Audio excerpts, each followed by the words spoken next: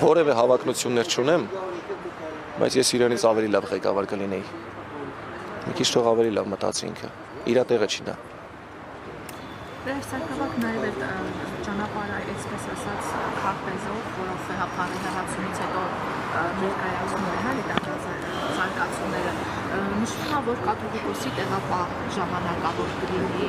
նոր կանոնագիրքը ընդունվի, ու արդեն այդ տեղապահի, այսպես ասած, թեկնածու Վազգեն Սրբազանյան շրջանակում ինչ-որ մամուլում այդպիսի տեղեկություններ կան, ինքն է հավակնում, թե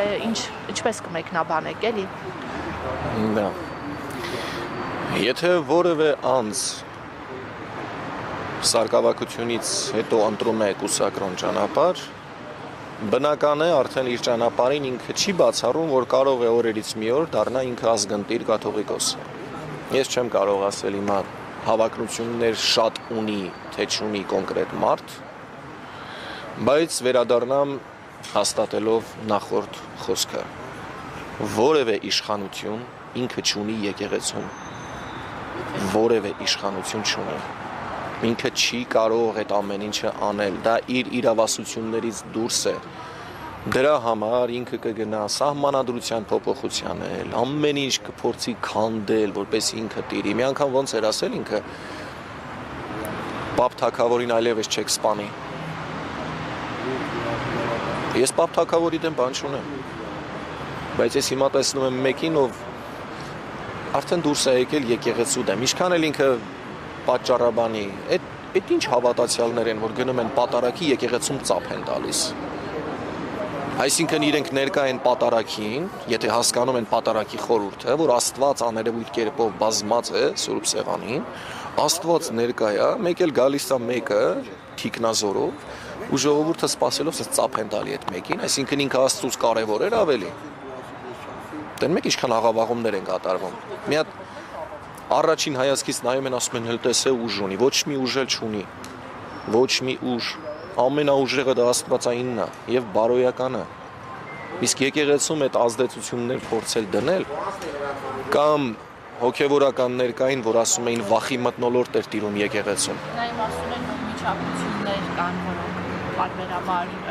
եկեղեցական պրոցեսների մեջ եղել են։ Ես ինքս անձամբ որ Սրբազանից հարցրեցի 10 եպիսկոպոսի մեջ կան միջակայություններ, ասաց ոչ։ Ստացվում է եկեղեցու կողքին հավատարիմ մնացածները ու միջակայությունները։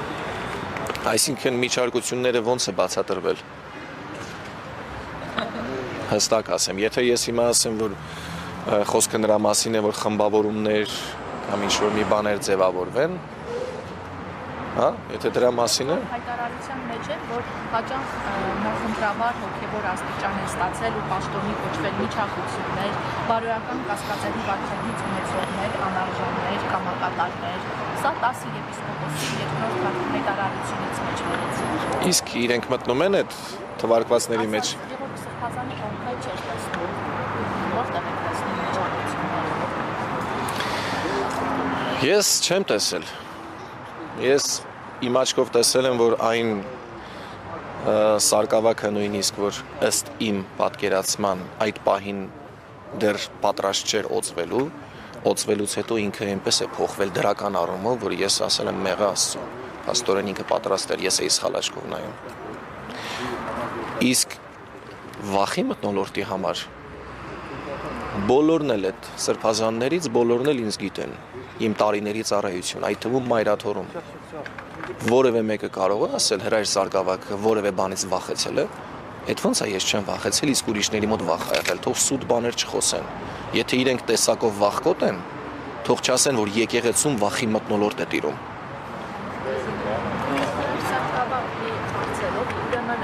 Ձեզ արդեն երևի հայտնի է, որ մայրաթորը ժամանակավորապես հետաձգեց եպիսկոպոսների ժողովը, երեք 10 եպիսկոպոսի երրորդ հայտարարությունն էր, որ ցավ էին արտահայտում, որ հետաձգվեց, ասում էին, որ պետք է բոլոր եպիսկոպոսներին հնարավորություն տրվել կանոնական իրենց տեսակետներն արտահայտել ու հաստատել։ Ինչ է սա նշանակում, արդյոք այդ եպիսկոպոսատ ժողովում սպասվում է եպիսկոպոսների մեծ մասը, որ կբարձրացնի վեհապահի հրաժարականի հարցը եւ արդյոք հենց դրանով է պայմանավորվում։ ուղղված հետաձգում։ Չէ, եկեք եզրակացություն անենք նրանից, ինչ որ ունենք մենք հիմա, քանի բարձրաստիճան հոգևորական բացասական խոսել եւ քանիսն են, քանի անգամ ավելն են խոսել դրականով մայրաթորի եւ վեհապար հայրապետի մասին։ Չին եզրակացնել, որ կարող է այնտեղ ժողովի ժամանակ շատերը խոսեին, չէ։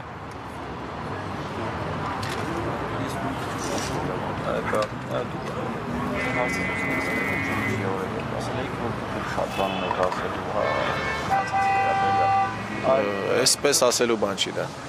Լավ, դուք որպես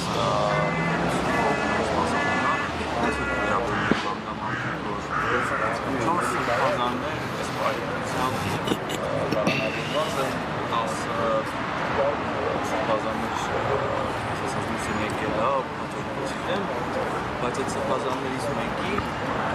Ձանթերի առաջնորդի քրեական գործը այսպես կարճել են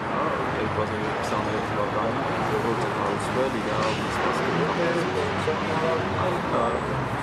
արդյոք սա խտրական վերաբերմունք չի եկեղեցականների հանդեպ այն դեպքում, երբ որ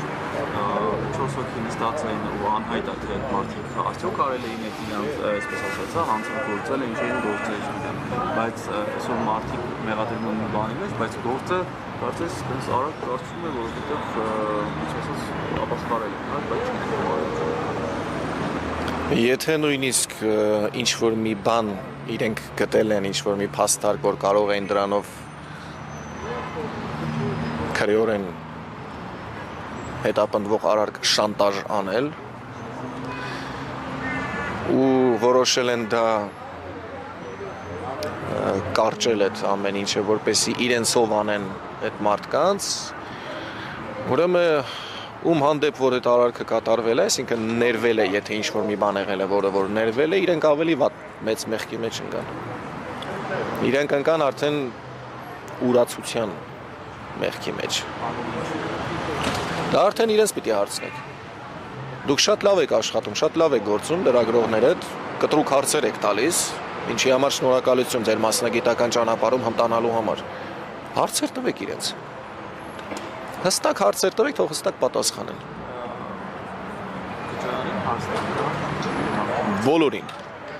Բոլորին, ում որ ուզում եք։ Ով որ սրտով մաքուր, սրտով մաքուր կմնա եւ մաքուր պատասխան կտա ձեզ։ Եվ դրանով կապրի ինքը։ Ով որ ձեր պատասխաններից խուսափեց կամ ինչ որ քողարկեց մի բան, ուրեմն մի բան ունի թաքցնելու։ Առաջ տեղեկություններ տարածվեցին, որ վեհապարի հրաժարականի պահանջին միացած Անուշավան Սրբազանն էր մեկնել Գերմանիա։ Ինչ եք կարծում, սա պատահական էր, թե այնտեղ Փաշինյանի ծառայությունը կառուցելու համար որ համայնքի աշխատանքներ տանելու։ Անկեղծ ասում չգիտեմ։ Այդ ինֆորմացիան ես չէի նայել, որ նույնիսկ ինքը մեկնել է։ Չգիտեմ ինչի համար է մեկնել, եթե մեկնել է, չգիտեմ ինչ են պլանավորում։ Ընդամենը կոչս հայոց ազգին ժայռի պես ամուր կանգնեք, հələ խոշոր ալիքներ գալու են խփեն, ամուր կանգնենք, որպեսզի ազգին վնաս չտրվի։